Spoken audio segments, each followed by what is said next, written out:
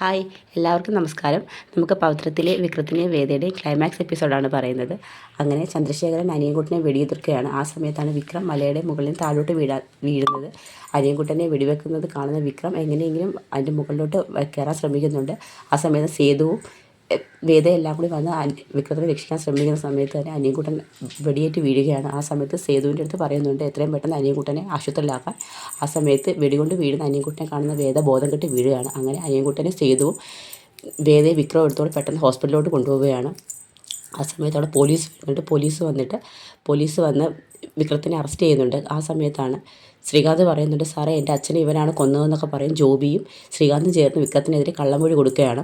ആ സമയത്ത് വിക്രത്തിനെയും കൊണ്ട് മേരി ചേച്ചിയാണ് കൂട്ടു നിൽക്കുന്നത്. ഡോക്ടർ വന്ന് വേദയെ പരിശോധിക്കുകയാണ്. പരിശോധിക്കുന്ന സമയത്ത് ഡോക്ടർ പറയുന്നുണ്ട് വേദ ഒരമ്മയാവാൻ തയ്യാറെടുക്കുകയാണെന്ന് പറയുന്നു. ഈ സന്തോഷ വാർത്ത കേൾക്കുന്ന വേദ ആദ്യം അന്വേഷിക്കുന്നത് വിക്രത്തെയാണ്. തൻ്റെ വയറ്റിൽ കൈവച്ചിട്ട് വിക്രത്തിൻകാരോട് ചോദിക്കുന്നത്, ചേച്ചി വിക്രം എവിടെ നിന്ന് ചോദിക്കും. വിക്രം ഇപ്പം വരും, മോള് കിടന്ന് റെസ്റ്റ് എടുക്കാൻ പറയും. ആ സമയത്ത് വേദ വിക്രത്തിനെയാണ് അവിടെ എല്ലാം അന്വേഷിച്ചുകൊണ്ടിരിക്കുന്നത്. ഓരോ കാര്യങ്ങളെക്കുറിച്ചും വേദ ഇങ്ങനെ ആലോചിക്കുന്നുണ്ട്. ആ സമയത്ത് പോലീസ് വന്ന് വിക്രത്തിനെ അറസ്റ്റ് ചെയ്യുന്നുണ്ട്.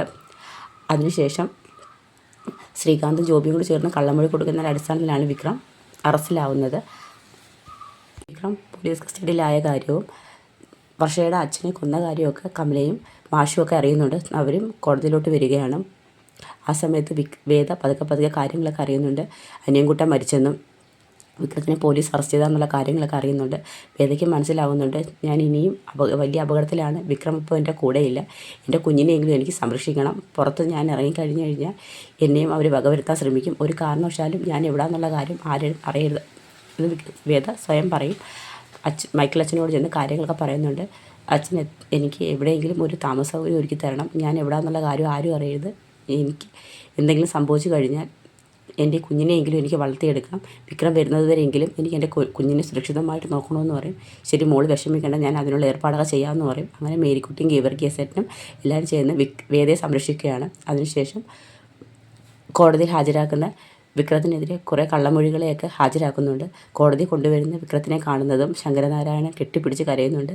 എല്ലാ തെറ്റും തൻ്റെ മകൻ്റെ ഭാഗത്താണെന്ന് ശങ്കരനാരായണൻ സ്വയം പറയുന്നുണ്ട്. എങ്ങനെയെങ്കിലും വിക്രത്തിനെ രക്ഷപ്പെടുത്താൻ കഴിയുമെന്ന് തന്നെ ശങ്കരനാരായണൻ മാഷിനും കമലമ്മയ്ക്കും ഉറപ്പ് കൊടുക്കുന്നുണ്ട്. അതിനുശേഷം ദർശൻ്റെ അച്ഛനെയാണല്ലോ വിക്രം വെടിവെച്ചത്.